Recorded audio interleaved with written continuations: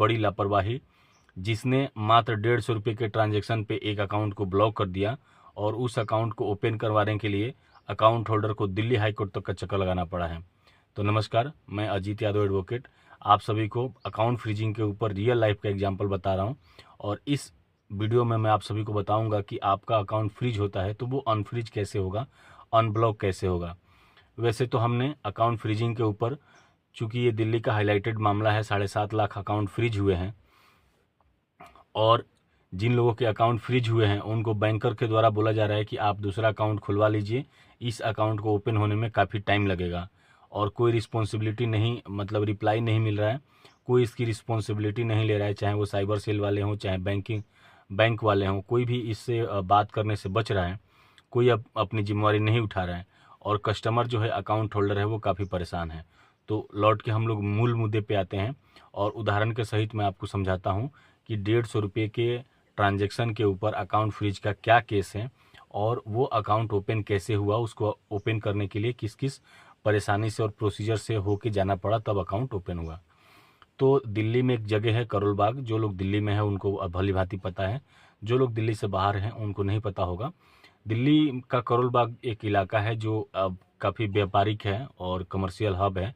वहाँ पे coaching institute हैं, होटल्स हैं, पब हैं, बार हैं, ज्वेलरी के दुकानें हैं, कपड़ों की दुकान है और मोबाइल एसेसरीज का गफ्फार मार्केट काफ़ी फेमस है। तो उसी गफ्फार मार्केट में एक छोटा सा दुकानदार है जो अपना एक वहाँ पे छोले कुलचे लगाता है।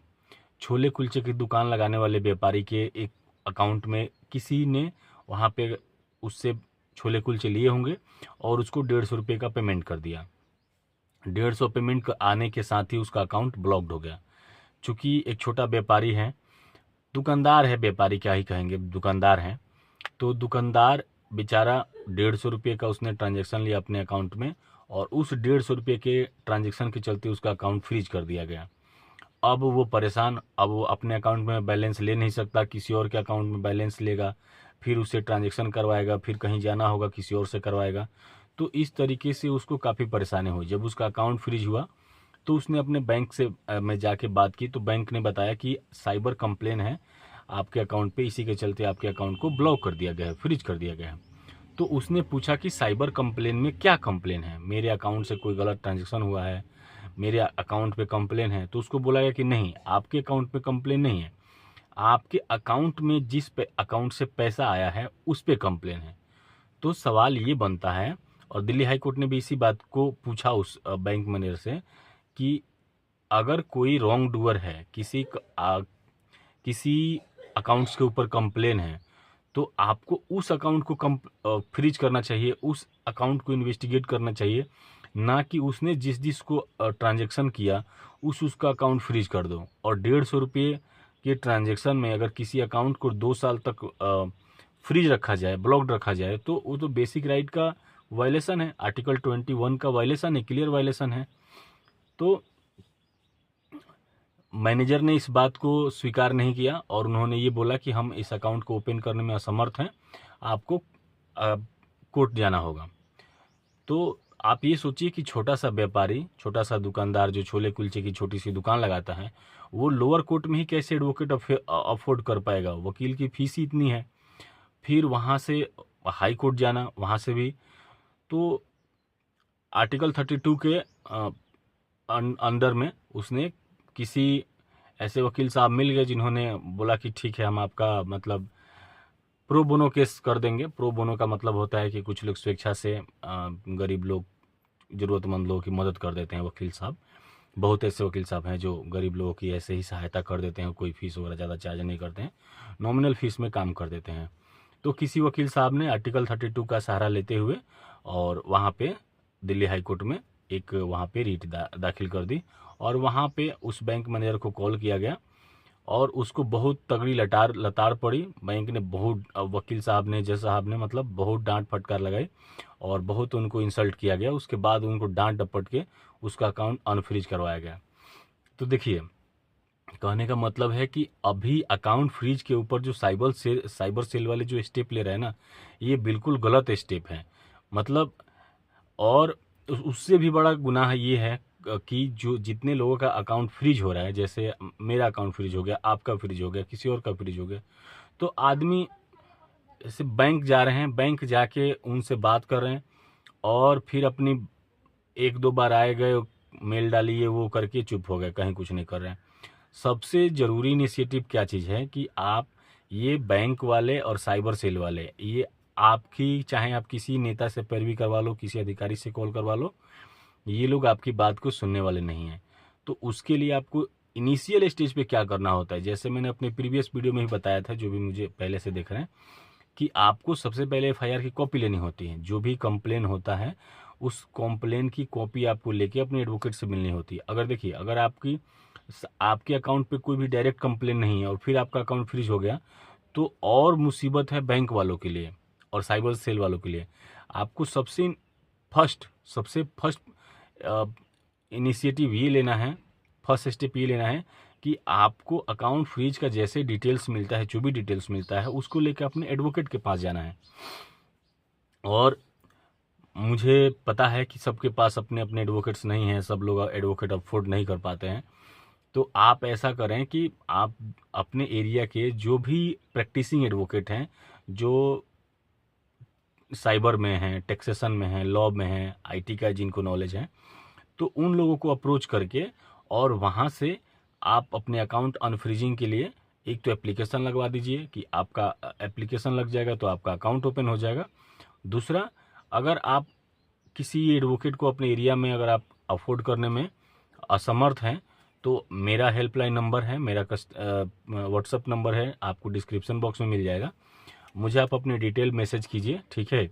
नॉमिनल सी फ़ी लगेगी और मैं आपके अकाउंट को फ्रीज करवाने का प्रोसेस इनिशिएट कर दूंगा, आपका अकाउंट अनफ्रीज हो जाएगा।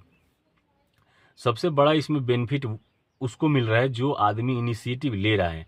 अकाउंट अनफ्रीज करवाने के लिए जो लोग एडवोकेट्स के पास जा रहे हैं, जो कोर्ट जा रहे हैं, उनको न सिर्फ कि आप अकाउंट अनफ्रीज हो रहा है, अकाउंट ओपन हो रहा है, बल्कि जितने दिन account due to cyber complain और due to any misinformation अगर अकाउंट आपका फ्रीज किया गया है और आर्टिकल 21 का वायलेशन किया गया है, तो उसमें कोर्ट के द्वारा एक मुआवजा राशि भी कस्टमर को दिलवाई जा रही है। तो इस चीज़ से आप बिल्कुल मत घबराइए कि कोर्ट जाने से आपका पैसा लगेगा या कोर्ट जाने से आपको परेशानी होगी। अगर आप कोर्ट जाते हैं तो आपको वहाँ पे आपका एक तो अकाउंट स्मूथ हो जाएगा, अकाउंट आपका ओपन हो जाएगा। दूसरा, आपके जो भी आर्टिकल 21 का वायलेशन हुआ है, या सिंपल भाषा में समझिए कि जो भी आपका व्यापारिक लॉस हुआ है, जो आपको पर्सनल हार्म हुआ है। अब पर्सनल हार्म से क्या मतलब है, जैसे देखिए, आपका ईएमआई जाता है, आपने कोई भी लोन ले रखा है, वो आपका ईएमआई जाता है, तो ईएमआई अब लगातार आपके 2-3 बाउंस हो गया। अगर आपका 2 महीने भी, 3 महीने भी अगर आपका अकाउंट फ्रीज हो गया तो ट्रांजेक्शन नहीं कर पाए, तो ईएमआई बाउंस हुआ। अब ईएमआई जिस भी कंपनी की आपसे लोन ले रखी है आपने, वहाँ पे आपका इंटरेस्ट उस पर लगा दिया उस कंपनी ने, लोन जो गिवर कंपनी है, तो वो आपका लोन वेवर हो जाएगा, माफ़ हो जाएगा। उसके अलावा अगर आपकी स्कूल फ़ी है, हाउस रेंट है, या कोई भी ऐसा जहाँ पे आप ड्यू टू अकाउंट फ्रीजिंग के चलते आप अपने डे टू डे लाइफ में आपको परेशानी झेलनी पड़ी है, या किसी तरीके का इंटरेस्ट का आपको सामना करना पड़ा है, कोई परेशानी झेलना पड़ा है, तो कोर्ट उसको पूरा कंसीडर करेगा और बैंकिंग डिपार्टमेंट से भी और साइबर सेल वालों से भी आपसे मुआवजा दिलवाएगा। तो मैं बहुत अप्रिशिएट करता हूँ बिल्कुल ही साधारण लोगों को। हमारे देश में क्रांति जो होती है साधारण लोग करते हैं, आम लोग करते हैं। एक छोले कुलचे बेचने वाला छोटा सा दुकानदार जो दिल्ली के करोल बाग में है, और वो दिल्ली हाई कोर्ट तक का सफ़र तय करता है और अपने अकाउंट को फ्रीज करवाता है, और उसके चलते वो साइबर सेल वालों को, बैंक वालों को, उनको बहुत मतलब तगड़ा उनको लताड़ लगा है। उनको जॉब से भी कुछ लोगों को रिस्ट्रिकेट किया गया है, कुछ लोगों को मतलब उनका रिकॉर्ड एक तरीके से ख़राब हो गया है। तो अगर आप भी इनिशिएटिव लेंगे, किसी भी तरीके का आपके साथ लीगल वायलेशन हुआ है, आपके लीगल राइट का इन्फ्रिचमेंट हुआ है, तो अगर आप भी लीगल स्टेप लेंगे तभी जाके सोल्यूशन मिलेगा। और हमारे देश में सब कोर्ट ही एकमात्र रास्ता है जहाँ से हमें न्याय मिलता है। आप किसी भी नेता से सिफारिश करवा लीजिए, अनफ्रीज नहीं होगा। आप किसी बड़े ऑफिसर से मिल लीजिए, नहीं होगा, क्योंकि इस सिस्टम में कोई किसी का सुनता नहीं है हमारे सिस्टम में।